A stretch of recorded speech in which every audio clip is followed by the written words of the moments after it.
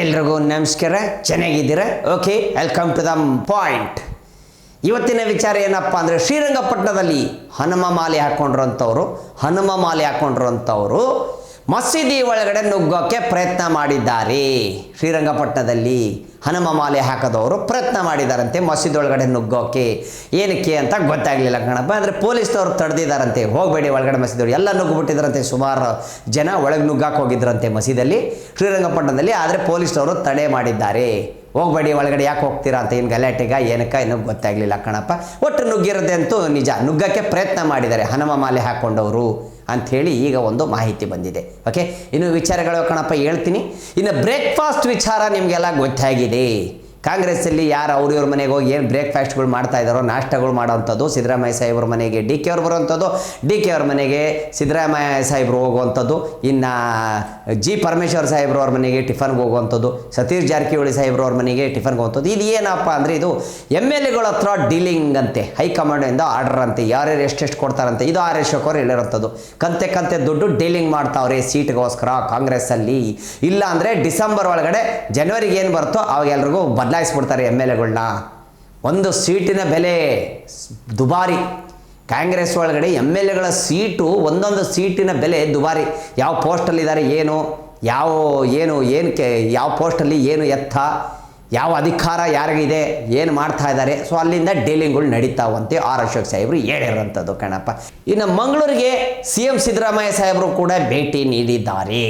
ಏನರಾಮ ಗೊತ್ತಾಯ್ತಾ? CM ಸಿದ್ದರಾಮಯ್ಯ ಸಾಹೇಬರು ಭೇಟಿ ನೀಡಿದ್ದಾರೆ ಮಂಗಳೂರಲ್ಲಿ. ಸದಸ್ಯರೇ ಎಲ್ಲರಿಗೂ ನಮಸ್ಕಾರ ಹೇಳ್ಬಿಟ್ಟು ಒಂದು ಭೇಟಿಯಾಗಿ ಮಾತಾಡಿ ಬಂದಿರುವಂಥದ್ದು. ಓಕೆ, ಸಿದ್ದರಾಮಯ್ಯ ಸಾಹೇಬರು ಮಂಗಳೂರಿಗೆ ಹೋಗಿದ್ದಾರೆ. ಇನ್ನೊಂದು ವಿಚಾರ ಕಣಪ್ಪ, ವೇಣುಗೋಪಾಲ್ ದೆಹಲಿಯಿಂದ ಯಾರು ಬಂದರೋ ಕಾಂಗ್ರೆಸ್ ಒಳಗಡೆ ಪವರ್ಫುಲ್ ಅಂತ ಹೇಳಿದ್ದೆ. ಓಕೆನಾ? ವೇಣುಗೋಪಾಲ್ ಅವರು ಬಂದಾಗ ಮಂಗಳೂರಲ್ಲಿ DK ಪರ ಅವರು ಬೇಕಾದವರು ತುಂಬ MLAಗಳು ಸಪೋರ್ಟ್ಗಳು ಇವರೆಲ್ಲ ಇರ್ತಾರಲ್ಲ, ಅವರು ಜೈಕರ ಹಾಕಿರೋಂಥದ್ದು. ಓಕೆನಾ? ಅಲ್ಲಿ ಕಾರ್ಯಕರ್ತರು, ಕಾಂಗ್ರೆಸ್ ಕಾರ್ಯಕರ್ತರು DK ಸಾಹೇಬ್ರಿಗೆ ಜೈವಾಗಲಿ, DK ಸಾಹೇಬ್. ಯಾಕಂದ್ರೆ ವೇಣುಗೋಪಾಲ್ ಅವರ ಎದುರುಗಡೆ ಕೂಗಿರೋದು ಅಂದರೆ ಅವ್ರ ಪವರ್ ತೋರಿಸೋದು. ಅಂದರೆ ಎಷ್ಟು ಪವರ್ ಐತೆ ನೋಡಿ ನಮ್ಮ DKಗೆ, ಎಷ್ಟು ಜನ ಅವ್ರಿಗೆ ಸಪೋರ್ಟ್ ಮಾಡ್ತಾರೆ ಅಂತ. ಇನ್ನೂ ಒಂದು ಗಂಟೆ ಬಿಟ್ಕೊಂಡು ಇವರು ಬಂದರು, ಸಿದ್ದರಾಮಯ್ಯ ಸಾಹೇಬರು. ಅವ್ರಿಗೂ ಘೋಷಣೆ ಕೊಡೋಕ್ಕೆ ಶುರು ಮಾಡಿದ್ರು. ಈಗ ಇಲ್ಲಿ ವೇನ್ ಡಿಸೋಜಾ ಅಂದ್ಬಿಟ್ಟಿದ್ದಾರೆ, ಯಾರೋ ಮಂಗಳೂರಿನವರು. ಅವ್ರು ಹೇಳ್ತಾ ಇರೋದು, ಇಲ್ಲ ಯಾರೇ ಬಂದರೂ ನಾವು ಅವ್ರ ಬಗ್ಗೆ ನಾವು ಏನು ಅಂದರೆ ಒಂದು ಪ್ರೀತಿ ನಮ್ಮ ಮಂಗಳೂರು ಜನಕ್ಕೆ, ಒಂದು ಕಾಂಗ್ರೆಸ್ಸು ಯಾರೇ ಬರ್ತಾರೋ ಅವ್ರ ಬಗ್ಗೆ ನಾವು ಕೂಗಕ್ಕೆ ಹೋಗ್ತೀವಿ. ಅಂದರೆ ಅದೊಂದು ನಮ್ಮದು ಸಂಪ್ರದಾಯ, ಮಂಗಳೂರಲ್ಲಿ ಕೂಗುವಂಥ ಸಂಪ್ರದಾಯ. DK ಸಾಹೇಬ್ರಿಗೆ ಜೈ ಅಂತೀವಿ, ಸಿದ್ದರಾಮಯ್ಯ ಸಾಹೇಬ್ ಜೈ ಅಂತೀವಿ. ಅವ್ರ ಪವರ್ ತೋರ್ಸೋಕ್ಕಲ್ಲ, ಸೀಟ್ಗೋಸ್ಕರ ಕಿತ್ತೋಬೇಕು, ಅವ್ರಿಗೆ ಸೀಟ್ ಕೊಡಬೇಕು, ಇವ್ರದ್ದು ಜನ ಎಷ್ಟು ಸಪೋರ್ಟ್ ಇದ್ದಾರೆ, ಇವ್ರ ಜನ ಆ ಥರ ಅಲ್ಲ. ಇದು ನಮ್ಮದು ಸಂಪ್ರದಾಯ, ಮಂಗಳೂರಲ್ಲಿ ಸಂಪ್ರದಾಯ ಅಂತ ಹೇಳಿದ್ರು ಕಣಪ್ಪ. ಡಿಸೋಜಾ ಅವರು ಹೇಳಿದ್ರು, ಇವನ್ ಡಿಸೋಜಾ ಅಂದ್ಬಿಟ್ಟು ಅವ್ರು ಹೇಳಿರೋಂಥ ಮಾತಿದು. ಓಕೆನಾ? ಮಂಗಳೂರಲ್ಲಿ ನಡೆದಿರೋ ಘಟನೆ, ಪವರ್ಗಳು ತೋರಿಸಿರೋಂಥದ್ದು. ನಾನು DK ಅವರಿಗೆ ಇಷ್ಟು ಸಪೋರ್ಟರ್ಸ್ ಇದ್ದಾರೆ, ಸಿದ್ದರಾಮಯ್ಯ ಸಾಹೇಬ್ರಿಗೆ ಜನ ಸಪೋರ್ಟ್ಸ್ ಇದ್ದಾರೆ, ವೇಣು ಅವ್ರ ಎದುರುಗಡೆ, ಅದು ವೇಣುಗೋಪಾಲ್ ಅವ್ರ ಎದುರುಗಡೆ. ಗೊತ್ತು ನಿಮಗೆ, ರಾಹುಲ್ ಅವ್ರಿಗೆ ರೈಟ್ ಹ್ಯಾಂಡ್. ಅವ್ರು ಹೇಳಿದ್ದು ಮಾತು ನಡೆಯುತ್ತೆ ಕಾಂಗ್ರೆಸ್ಸಲ್ಲಿ, ಅವಾಗಲೇ ಕೂಡ ಹೇಳಿದ್ದೆ ನಾನು. ಓಕೆನಾ? ಹಿಂಗಾಗಿ ಕೂಗಾಟಗಳು ನಡೆದಿದೆ ಸ್ವಲ್ಪ. ಎಲ್ಲ ಅವರೇ ಹೋರಾಟಗಾರರು ಅಂದ್ಬಿಟ್ಟು ಹೋರಾಟಗಾರರ ಥರ ಅವರು ಕೂಗವ್ರಿ. ಇವರಿಗೆ ಒಂದು ಖುಷಿ ಅಷ್ಟೇ, ಅದು ಸಂಪ್ರದಾಯ ಅಷ್ಟೇ. ಇನ್ನೊಂದು ವಿಚಾರ ಕಣಪ್ಪ, ಡೆವಿಲ್ ಸಿನಿಮಾ ಈ ತಿಂಗಳು 11ಕ್ಕೆ ರಿಲೀಸು. ಅದಕ್ಕೆ ಏನಂದರೆ, ಸಿದ್ದರಾಮಯ್ಯ ಸಾಹೇಬರು DK ಸಾಹೇಬರು ಸೆಂಟ್ರಲ್ ಜೈಲಲ್ಲಿ ಹೋಗಿ ಬಿಡುಗಡೆ ಮಾಡಿರೋಂಥದ್ದು, ಸಿನಿಮಾ ಬಿಡುಗಡೆ ಮಾಡಿರೋಂಥದ್ದು ಪೋಸ್ಟರ್ನ. ಇದೊಂದು ವೈರಲ್ ಆಗೈತೆ. ಇದು AI. ಆದರೆ ಅಭಿಮಾನಿ ದೇವರುಗಳು ಏನು ಹೇಳ್ತಾರೆ ಅಂದರೆ, ಇದು ನಿಜ ಆಗಿದ್ರೆ ಎಷ್ಟು ಚೆನ್ನಾಗಿರೋದು ಅಂಥೇಳಿ ಇನ್ನು ಅಭಿಮಾನಿಗಳು ಹೇಳ್ತಾವ್ರೆ. ಇದು ನಿಜ ಆಗಿದ್ರೆ ಹೆಂಗೆ ಚೆನ್ನಾಗಿರೋದು. ಇನ್ನು ಕೆಲವು ಅಭಿಮಾನಿಗಳು ದರ್ಶನ್ ಸರ್ ಅವ್ರು ಬೇಗ ಬಿಡುಗಡೆಗೆ ಬಂದುಬಿಡ್ಲಿ, ಡೆವಿಲ್ ಸಿನಿಮಾ ಅವರು ಥಿಯೇಟ್ರಲ್ಲಿ ಕೂತ್ಕೊಂಡು ನೋಡಬೇಕು ಅಂತ ದೇವರು ಪೂಜೆ ಪುನಸ್ಕಾರಗಳನ್ನು ಮಾಡ್ತಾ ಇದ್ದಾರಂತೆ. ಆಗಲಿ, ಒಳ್ಳೇದಾಗಲಿ ಅಂತ ಇನ್ನು ವಿಚಾರಗಳು ಯಾಕಣಪ್ಪ ಹೇಳ್ತೀನಿ. ಇನ್ನೊಂದು ವಿಚಾರ ಕಣಪ್ಪ, ಗ್ಯಾಸ್ ಗೀಝರಲ್ಲಿ ಇನ್ನೊಬ್ಳು ಸತ್ತೋಗಿದ್ದಾರೆ ಪಾಪ. ಏನಂದರೆ, ಒಂದು 15 ದಿವಸ ಆಗಿತ್ತಂತೆ, ಒಂದು ಹೊಸ ಮನೆಗೆ ಹೋಗ್ಬಿಟ್ಟು ಮದುವೆ ಆಗಿ 4 ತಿಂಗಳು. ಸೊ ಅಲ್ಲೇ ಸತ್ತೋಗಿದ್ದಾರೆ ಒಳಗಡೆ. ಅದಕ್ಕೆ ಗ್ಯಾಸ್ ಗೀಝರ್ ದಯವಿಟ್ಟು ಯಾರೂ ಉಪಯೋಗಿಸೋಕೆ ಹೋಗ್ಬೇಡಿ. ಗ್ಯಾಸ್ ಗೀಝರ್ ತುಂಬ ಡೇಂಜರ್. ನಾ ಯಾಕೆ ಹೇಳ್ತಾ ಇದ್ದೀನಪ್ಪ ಅಂದ್ರೆ, ನಮ್ಮ ಮನೆಯಲ್ಲೂ ಇತ್ತು ಕಣಪ್ಪ. ಏನಂದರೆ ಅದಕ್ಕೆ ಗಾಳಿ ಆಡಬೇಕು. ಗ್ಯಾಸ್ ಗೀಝರ್ ನಾವು ಏನು ಹಾಕಿರ್ತೀವೋ ಬಾತ್ರೂಮಲ್ಲಿ, ಅದು ಗಾಳಿ ಆಡೋ ಥರ ಇದ್ದರೆ ಗ್ಯಾಸು ಅಲ್ಲಿ ಒಳಗಡೆ ಇರೋದಿಲ್ಲ. ಗಾಳಿ ಇರೋದ್ರಿಂದ ಅದು ಹೊರಗಡೆ ಹೋಗ್ಬಿಡುತ್ತೆ. ಎಲ್ಲ ಫುಲ್ ಕವರ್ ಆಗಿ ಗ್ಯಾಸ್ ಗೀಝರ್ ಇಟ್ಟರೆ ನೀವು ತುಂಬ ಡೇಂಜರ್. ದಯವಿಟ್ಟು ಓಕೆ, ಎಚ್ಚರವಾಗಿರಲಿ ಅಂತ ಇದ್ವಿ. ಇನ್ನೊಂದಪ್ಪ, ಗ್ಯಾಸ್ ಲೀಕೇಜ್ ಆಗಿರೋವಂಥದ್ದು. ಗ್ಯಾಸ್ ಪೈಪ್ಗಳು ಏನು ಮನೆಗಳು ಕಡೆ ಹಾಕಿದಾರೋ ಅದು ಲೀಕೇಜ್ ಆಗಿರೋವಂಥದ್ದು. ಲೀಕೇಜ್ ಆಗಿಬಿಟ್ಟು ಬೆಂಕಿ ಅಂಟ್ಕೊಂಡ್ಬಿಟ್ಟಿದೆ. ಹುಷಾರಾಗಿರ್ರಿ. So gas geyser, gas line, gas pipeline, ಇವೆಲ್ಲದರ ಬಗ್ಗೆ ಎಚ್ಚರವಾಗಿರ್ರಿ. ಅದು ಎಷ್ಟು ಆರಿಸಿದ್ರು ಆರಲಿಲ್ವಂತೆ. ಸೊ ಇದೊಂದು ಘಟನೆ ನಡೆದಿರೋವಂಥದ್ದು ಬೆಂಗಳೂರಲ್ಲಿ. ಇನ್ನೊಂದು ವಿಚಾರ ಕಣಪ್ಪ, JK ಕೃಷ್ಣಾರೆಡ್ಡಿ ಅವರು ವಾಗ್ದಾಳಿ ಮಾಡಿರೋಂಥದ್ದು ಸಿದ್ದರಾಮಯ್ಯ ಸಾಹೇಬ್ರವ್ರ ಮೇಲೆ. ಚಿಕ್ಕಬಳ್ಳಾಪುರದಲ್ಲಿ ಶಂಕುಸ್ಥಾಪನೆ ಮಾಡಿದ್ರು. ಯಾವಾಗ? ಅವಾಗ ವೀರಪ್ಪ ಮೊಯ್ಲಿ ಅವ್ರನ್ನ CM ಮಾಡಬೇಕು ಅಂತ ಹೇಳಿ ಇಲ್ಲಿ ಮಾಡಿದ್ದು ಶಂಕುಸ್ಥಾಪನಾನ ಅಲ್ಲಿ ಮಾಡಿ ಅವ್ರು ಗೆಲ್ಲಿ ಅಂದ್ಬಿಟ್ಟು ಮಾಡಿರೋಂಥದ್ದು. ಆಮೇಲೆ JDS ನಾನು ಮುಗಿಸ್ ಹಾಕ್ಬಿಡ್ತೀನಿ, ಅದನ್ನು ಮುಚ್ಚಿಬಿಡ್ತೀನಿ ಮಣ್ಣಲ್ಲಿ, ಹಂಗೆ ಹಿಂಗೆ ಅಂತೆಲ್ಲ ಹೇಳಿದ್ರು. ಯಾರು? ಸಿದ್ದರಾಮಯ್ಯ ಸಾಹೇಬರು ಆಗಿನ ಟೈಮಲ್ಲಿ.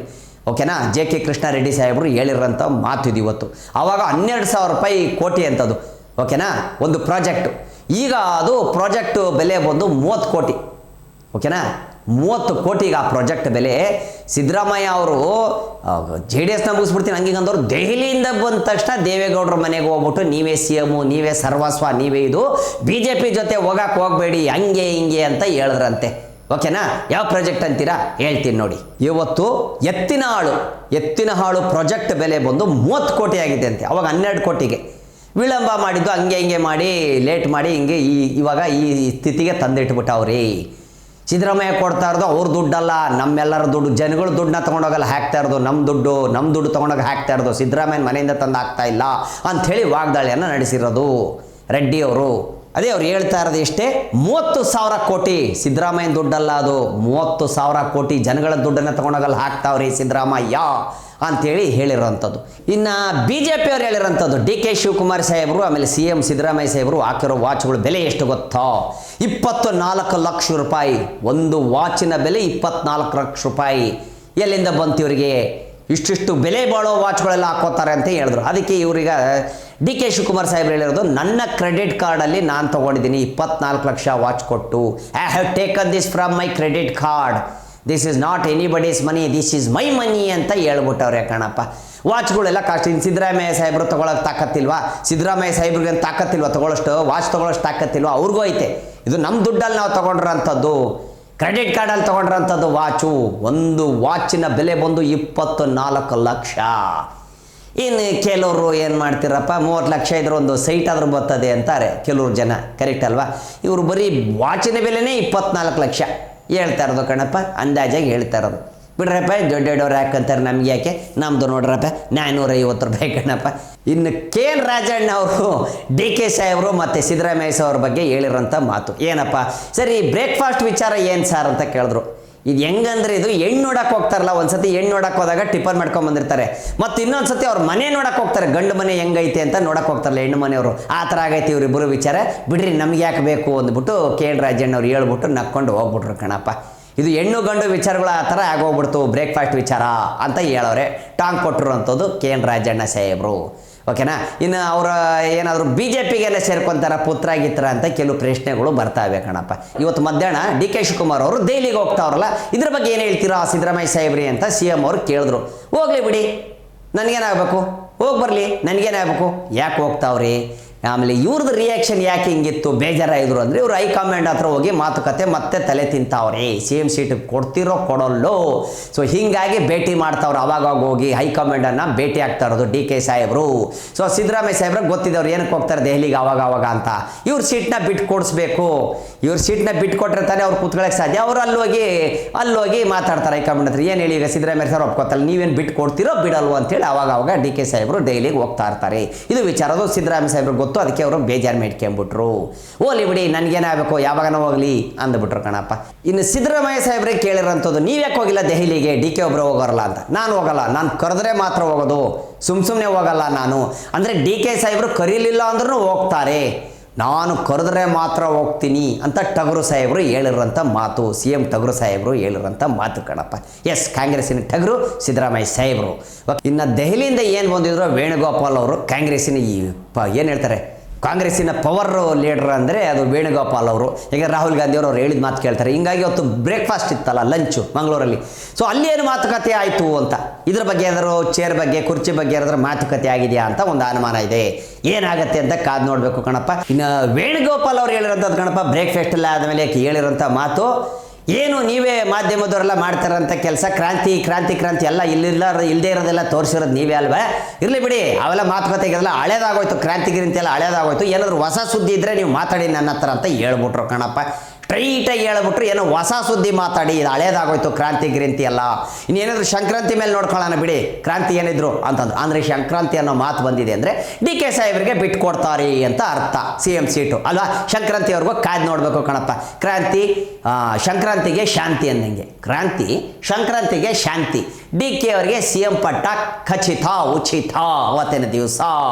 ಈಗ ಸಿದ್ದರಾಮಯ್ಯ ಸಾಹೇಬರು ಬಿಟ್ಕೊಡ್ತಾರಾ ಕುರ್ಚಿ ಅನ್ನೋದನ್ನ ನೋಡಬೇಕು, ಇಲ್ಲ ಅವರು ಮತ್ತೆ ಹೈಕಮಾಂಡ್ ಕಡೆ ಓಡೋಗ್ತಾರಾ. ಯಾಕಂದ್ರೆ ಈಗ ಹೈಕಮಾಂಡ್ ಹತ್ರ ಜಾಸ್ತಿ ಓಡಾಡ್ತಾ ಇರೋದು ಡಿ ಕೆ ಸಾಹೇಬರು, ಅವಾಗ ಹೋಗ್ಬಿಡ್ತಾರೆ. ಸಿದ್ದರಾಮಯ್ಯ ಸಾಹೇಬ್ರು ಹೇಳಿದ್ರಲ್ಲ ಇವಾಗ ತಾನೆ, ನಾನು ಹೋಗಲ್ಲ ಹಂಗೆಲ್ಲ ಸುಮ್ಮನೆ ಕರೆದ್ರೆ ಮಾತ್ರ ಹೋಗೋದು ಅಂತ. ಅಂದರೆ ಇವ್ರದ್ದು ಅಷ್ಟೇ ಪವರು, ನಾನು ಸುಮ್ಮನೆ ಹೋಗಲ್ಲ ಅಲ್ಲಿ ಅಂತ ಹೇಳೋ ಅರ್ಥ. ಓಕೆನಾ? ಎಸ್, ಇವತ್ತಿನ ವಿಚಾರ ಇಷ್ಟ ಆಗಿತ್ತು ಕಣಪ್ಪ. ಇನ್ನು ಇವತ್ತಿನ ವಿಚಾರ ಇಷ್ಟ ಆಗಿತ್ತು ಕಣಪ್ಪ. ಸುದ್ದಿಗಳಿಗೆ ಏನಪ್ಪ ಕಡಿಮೆ ಸಿಗ್ತಾನೆ ಇರ್ತವೆ. ಓಕೆನಾ? ಯಾರ್ಯಾರು ಪೊಲಿಟಿಕ್ಸ್ ಮಸಾಲೆ ದೋಸ್ತ ನೋಡಿದ್ರು ಎಲ್ಲ ನನ್ನ ಅನ್ನದಾತರಿಗೂ ಧನ್ಯವಾದಗಳು. ಮತ್ತು ಹೊಸ ಹೊಸ ಸುದ್ದಿಗಳನ್ನ ತಗೊಂಡು ಬರ್ತೀನಿ. ಕಣ್ಣಿಂದ ನೋಡಿದ್ದು ಕಿವಿಯಿಂದ ಕೇಳಿದ್ದು ಮಾತ್ರ ನಾನು ಹೇಳೋದು. ಬರ್ಲೇನ್ರಪ್ಪ, ಹೋಗಿ ಬರ್ತೀನಪ್ಪ. ಶೇಂಬುಲಿಂಗ ಲೇ ಎತ್ಲ ಕಾರಣ ವಿಧಾನಸೌಧಕ್ಕೆ ಹೋಗ್ಬೇಕು, ಬರ್ತೀನಪ್ಪ. ನಾಳೆ ಸುದ್ದಿಗಳು ತೊಗೊಂಬರ್ತೀನಿ. ನಿಮ್ಮೆಲ್ಲರ ಓಟು ಯಾರಿಗೆ? ನನಗೆ. ನಿಮ್ಮೆಲ್ಲರ ಓಟು ಯಾರಿಗೆ? ನನಗೆ. ಬರ್ತೀನಿ ಕಣಪ್ಪ. ಶೇಂಬುಲಿಂಗ ಎತ್ಲ ಫೋನ್, ವಿಧಾನಸೌಧದಿಂದ ಫೋನ್ ಗೊತ್ತೈತೆ ಕಣಪ್ಪ.